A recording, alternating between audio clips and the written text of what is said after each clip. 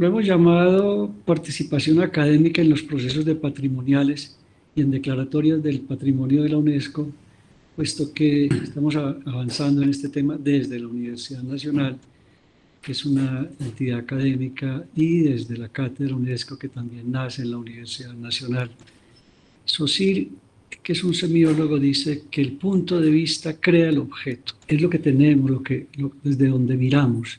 Entonces, vale la pena tenerlo porque esa reflexión con respecto al río Magdalena va a ser muy interesante y respecto a la formación y a la academia también. Tengo un primer punto que lo hemos llamado la academia y el patrimonio. Y hemos llamado la necesidad de tener aspectos teóricos claros. Es verdad que es necesaria la teoría, pero la teoría delimita los principios. Miren ustedes lo que en Colombia se llamó el proyecto civilizador, la dificultad que teníamos con mirarnos nosotros mismos, mirar nuestra naturaleza. Nos habíamos independizado de España, teníamos que empezar a saber qué era Colombia y cómo leíamos eso que teníamos. Miren que les leo, este es un escritor y periodista de Antioquia, dice: de lo alto de Santa Elena se ven nuestras campiñas tan hermosas como de la cima nevada de los Alpes las más poéticas llanuras de Italia.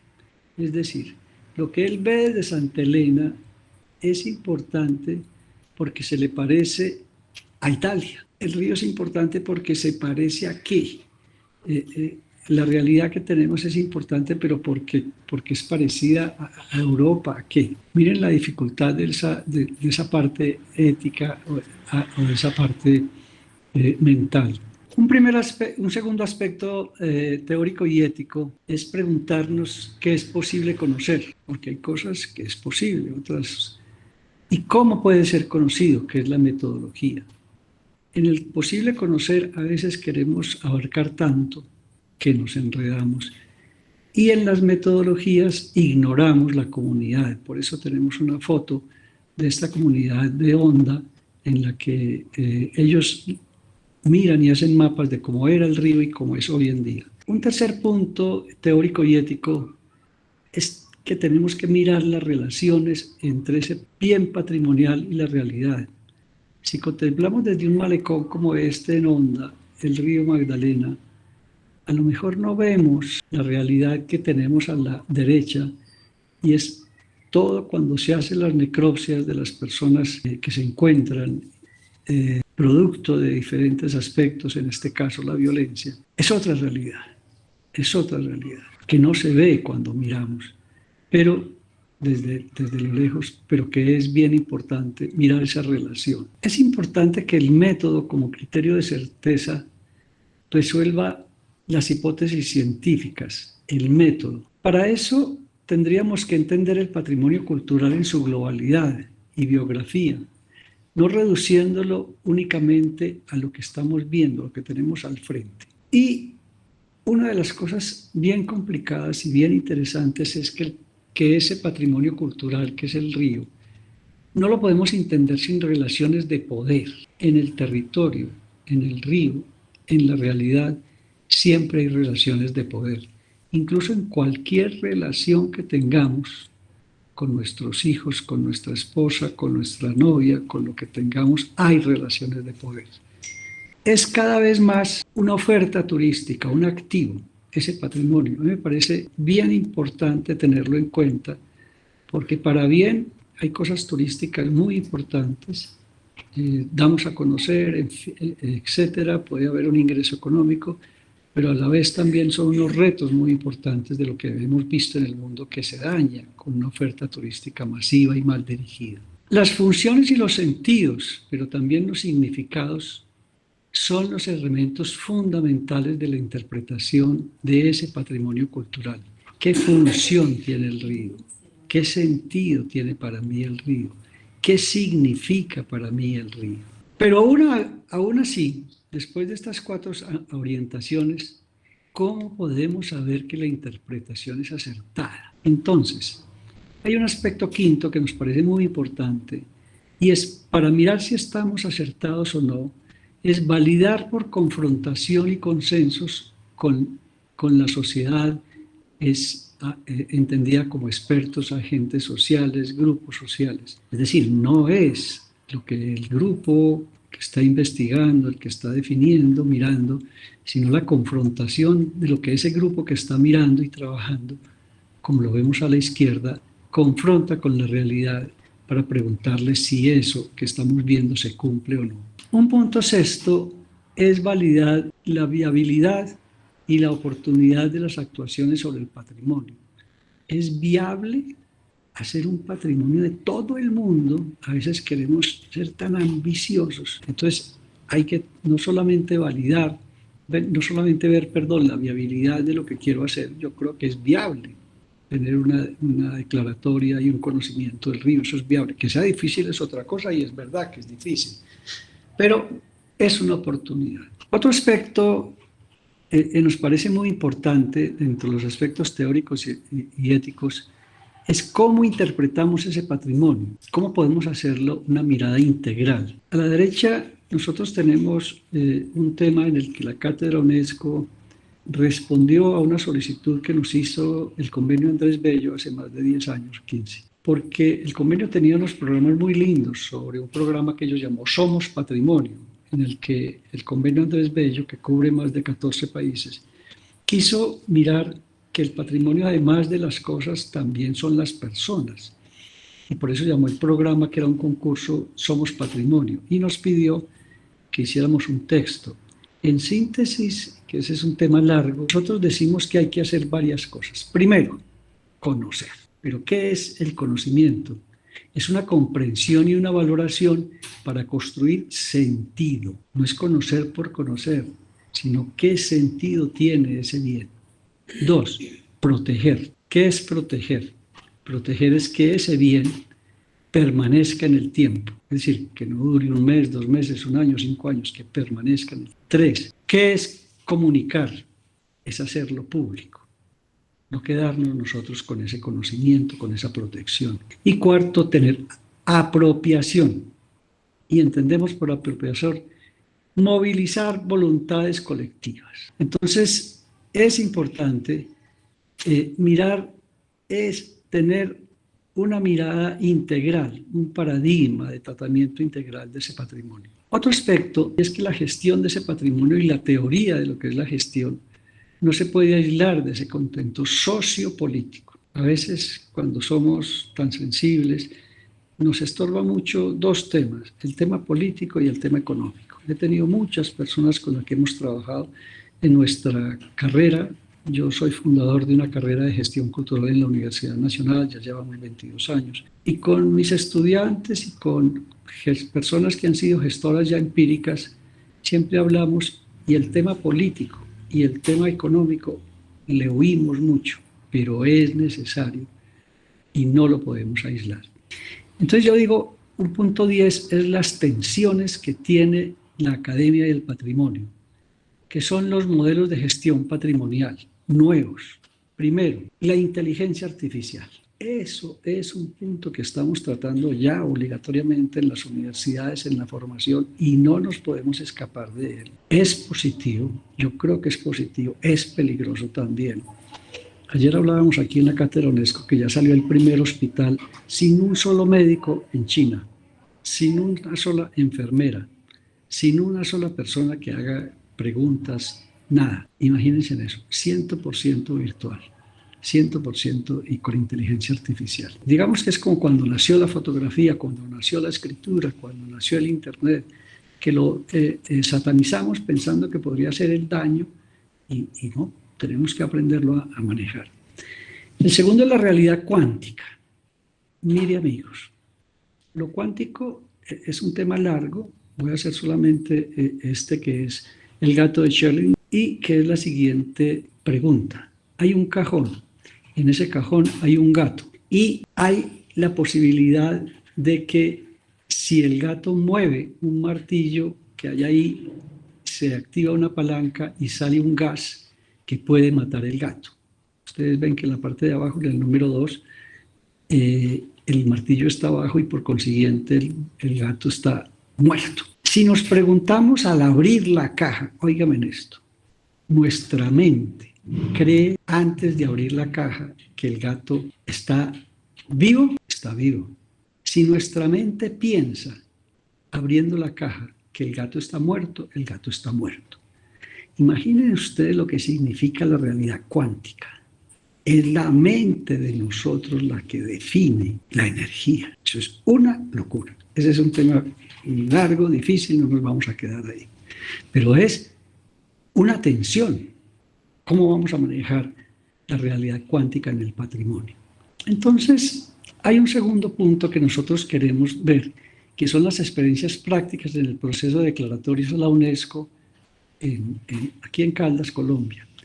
Lo primero que les quiero contar es que hicimos un proceso en la declaratoria del paisaje cultural cafetero, en el cual la Academia de Caldas, Quindío, Risaralda y el Valle nos juntamos, varios profesores de estas universidades, y empezamos a mirar lo que era el paisaje cultural cafetero. El contexto social y cultural, tuvimos claro que no podemos conocer ese contexto social y cultural si no tenemos bases sólidas. Y esas bases sólidas son antecedentes investigativos. Nada hay en el mundo que no lo haya hecho nadie. Siempre hay antecedentes de alguien que pensó lo que yo estoy pensando. No podemos ignorar, y lo estamos repitiendo con el río Magdalena, lo que ya se ha escrito, lo que ya se ha investigado. Son antecedentes investigativos. O hay antecedentes que no se hacen a nombre de la investigación, pero son muy importantes, que son los antecedentes literarios. Por eso estamos recogiendo lo que se ha escrito en poesía, en todo sobre el río Magdalena. Ya lo habíamos hecho con el paisaje cultural cafetero. Los antecedentes incluso musicales, sin esos antecedentes no podemos trabajar. Hay antecedentes de representaciones plásticas, el territorio, el paisaje, la realidad la conocen también por los artistas. Tenemos que conocer antecedentes de biodiversidad y antecedentes arqueológicos también. Y hay que hacer publicaciones. Esta fue una de las que hicimos, una muestra de las que hicimos con el paisaje cafetero. Hay que delimitar y caracterizar, y unos lineamientos para el plan de manejo los tuvimos con el paisaje cafetero. Les voy a mostrar muy rápidamente lo que hicimos. ¿Qué hicimos? Ese paisaje cultural cafetero, que ahí tenemos el mapa de América, donde está, tenemos el mapa, ese es el paisaje. ¿Cómo se hizo? Llegamos a caracterizar por cada departamento. Caldas caracterizó áreas principales, áreas de amortiguamiento y número de veredas, 162 en el caso de Caldas. Lo hizo Risaralda, con un poco menos de veredas, pero esos fueron los que ellos encontraron que eran importantes. También lo hizo el departamento de Quindío y también lo hizo el departamento del Valle. Amigos, ¿qué hicimos? Creamos un observatorio para la sostenibilidad del patrimonio en paisajes, el OPP. Porque es que nos dimos cuenta la academia que no nos podíamos quedar mirándolos cada uno en su disciplina. Entonces empezamos a trabajar Caldas, Quindío, Risaralda y Valle, y aquí tienen ustedes las personas, tenemos historiadores, tenemos arquitectos, tenemos sociólogos, tenemos arqueólogos, tenemos expertos en turismo. Estoy hablando desde la experiencia y el que nos ha dado y lo que hemos aprendido de todas estas personas. Ahí tenemos encuentros del observatorio, muchos, no me quiero quedar en eso, y hay un manifiesto específico, concreto, que busca establecer un pacto social para la protección y preservación del patrimonio común en el paisaje cultural cafetero. Este manifiesto, consolidar una red interdisciplinar, intercultural, interinstitucional e intergeneracional, generar acciones transformadoras para identificar y resolver problemas y necesidades como la apropiación y preservación del patrimonio biocultural, rural, urbano, paisajístico, de nuestros ambientes, pueblos y territorio en el paisaje cultural cafetero. Es decir, tenemos una guía, tenemos un pensamiento, tenemos una directriz, tenemos un norte. Y lo hacemos no solo, pertenecemos a otros observatorios, pertenecemos a otras redes. Este que está en la parte de arriba a la izquierda, el rojo, es una red de cementerios patrimoniales que nace con la Cátedra UNESCO aquí en Manizales, ya es mundial. Tenemos la red UNITWIN de universidades con cátedras UNESCO, la LALI, que es la Iniciativa Latinoamericana del Paisaje, la red ADI, IDERFORMA, la red Compadre, la red de cátedras UNESCO, la red FORM. Es decir, es un observatorio enredado. es que no podemos obviar las redes. Son otros saberes, son otros países, son otras personas, pero tenemos que estar ahí. El concepto de territorio, esto me parece muy importante. El río Magdalena es un territorio, pero ¿qué es un territorio? Entendemos por territorio la porción del espacio terrestre apropiada por un grupo social con un límite y frontera específica para asegurar su reproducción y la satisfacción de sus necesidades vitales, materiales y simbólicas. El concepto de territorio es un recurso de dominio de una colectividad social. Oiga, ver esto.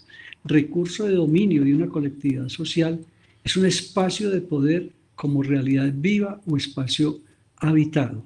Es un acto y proceso de significación y de apropiación para nombrar las diferentes formas mediante las cuales asumimos como lugares identitarios de un pueblo o de una ciudad, en este caso de un territorio, como podría ser el río. Territorio es la relación espacio-individuo, que es natural, pero está definida por el grupo que culturiza, convirtiendo ese espacio en territorio, produciendo comunidad performativa. Miren, les cuento. Territorio produce múltiples formas de relaciones sociales. No es una sola la relación social que tenemos con el río en todos los trayectos, en todas las cuencas, en todas las instituciones, con todos los actores. Son múltiples las formas de relacionarnos. Hay diferentes acciones simbólicas, hay diferentes ejercicios de poder y de relaciones y prácticas de posesión que tienen intereses distintos. Esto lo tenemos que tener claro porque es que a veces empezamos a quejarnos, me llaman mucho y participo mucho y me dicen, no, es que el río se está acabando porque fíjese, pero que es que hay otros ejercicios de relaciones, hay otras prácticas de posesión, hay intereses distintos, no todos estamos detrás de lo mismo, a pesar de que todos queramos un río. ¿Cuál es el uso? Dale, sigue. El uso son la utilización de ese espacio complementando las concepciones que promocionan un manejo determinado. El manejo y el uso no siempre van de la mano, ya que pueden ser contradictorios. Si tú tienes un territorio que es una cancha de fútbol, tú puedes jugar fútbol en él, pero si hay una fiesta, tú puedes hacer una fiesta en él. Y si hay una misa, tú puedes hacer una misa en esa cancha de fútbol. Y no es el mismo territorio, porque el manejo y el uso van haciendo de ese territorio un espacio distinto. Eso es profundo, pero me parece interesante que lo sepamos. Estoy compartiendo lo que tenemos en la cabeza, lo que hemos hecho durante estos más de 20 años. Las concepciones y los usos de un espacio están tan determinados por el manejo de lo público y lo privado, y puede haber una interacción abierta o una interacción cerrada. Es decir, qué es público y qué es privado en un territorio es absolutamente clave. Por eso los alegatos que hay hoy en día del río como sujeto de derecho es un río público. ¿Cuál es el manejo? Viene a ser las concepciones de lo que debe ser un espacio social determinado. Yo lo manejo dependiendo de la concepción que tenga. Es una proyección o prospección de la regla, de lo ideal, del cómo debe operar institucionalmente el espacio, sus partes o áreas. Ese es el manejo, que es lo que tenemos que el día de mañana empezar a ver con un plan de manejo del declaratorio del Río Grande de la Magdalena como itinerario cultural. ¿Qué es territorialidad? Eso era territorio. Ahorita territorialidad es el valor o un sistema de valores con los cuales los individuos y grupos sociales atribuyen a un determinado territorio a través de la lenguaje y práctica sobre un territorio. Es lo que le atribuimos a eso. La territorialidad forja sentidos de pertenencia. La territorialidad genera formas de control. La territorialidad genera identidades asociadas a esa apropiación, a ese dominio, a ese poder y a la efectividad sobre ese espacio ya convertido por las acciones en el territorio.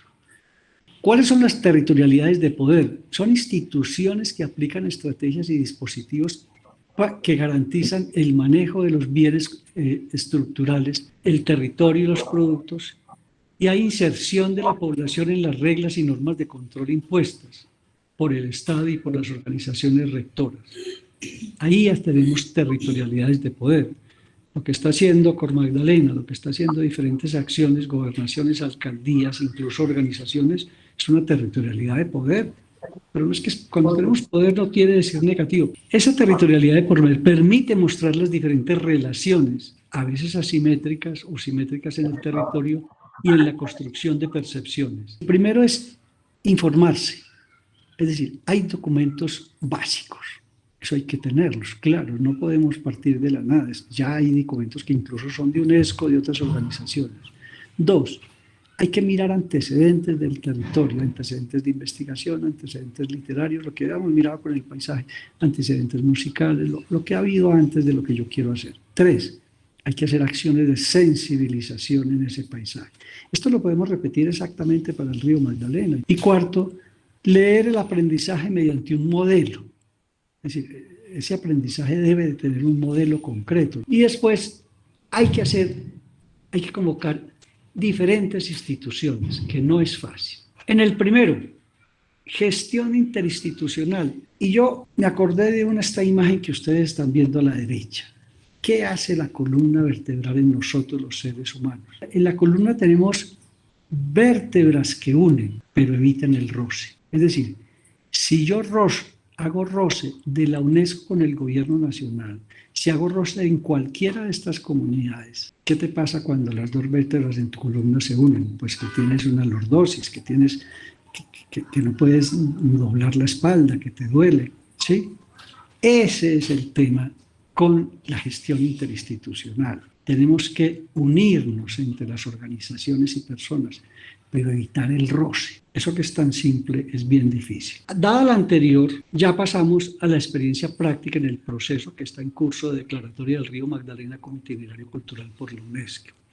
Ya sabemos esto, es una arteria fluvial que recorre la parte del país, 1.540 kilómetros, atraviesa territorio de sur a norte, cubre 129 municipios y 13 departamentos. Pero, ¿qué es un itinerario cultural? El itinerario es toda vía de comunicación terrestre o acuática o de otro tipo, físicamente determinada y caracterizada por poseer su propia y específica dinámica y funcionalidad histórica al servicio de un fin concreto determinado. Y los componentes son ser el resultado y un reflejo de movimientos interactivos, haber generado una fecundación múltiple y recíproca en el espacio y en el tiempo y haber integrado un sistema dinámico de relaciones históricas. ¿Lo es o no lo es el río Magdalena?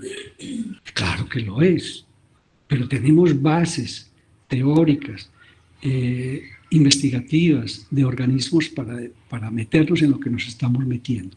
¿Qué estamos haciendo en el tema de caracterización? Tenemos 3 cuencas y tenemos 4 trayectos que son los que estamos trabajando, que pensamos que pueden ser las características principales. Cuando vimos el paisaje cultural cafetero no se declararon todos los municipios y todas las veredas de Caldas, todos los municipios y las veredas de Quindío, Risaralda y el Valle. Se escogieron unas. ¿Con qué criterios? Con los criterios que trabajamos, que son atributos. ¿Cómo caracterizamos? Con una dimensión cultural, una dimensión social, una dimensión económica, una dimensión ambiental y una dimensión política. ¿De dónde nacieron? De eso que les conté. ¿Qué hemos hecho? Primero, hemos aprendido de los que ya sabían de esto hace años. Estuvimos en un seminario mundial que se llamó Agua 2022 en Barranquilla. Se hizo en el año 22. Y empezamos a preguntarle a la gente y a preguntarle sobre todo a expertos, estos dos que ven, el negro y el rojo, después se hicieron en la época de pandemia, pero convocamos a países como Argentina, como otros países como México, que ya han hecho declaratorias de itinerarios, a escucharlos. Lo llamamos retos de manejo de itinerarios culturales en América Latina. Estuvimos en el Magdalena Fest. Y empezamos a hacer lo que llamamos encuentros de río. Y fuimos a eventos académicos. En el Magdalena Fest participamos en Ríos en Movimiento, estuvimos en México, en Puebla, de Panamá, mirando las cuencas hídricas y el patrimonio cultural, si hay un bien común o en conflicto, entre el río Magdalena y el Canal de Panamá. Hicimos con el Banco de la República un encuentro internacional que llamamos Paisajes Culturales, Paisajes, Ríos y Gentes. Amigos, muchas gracias.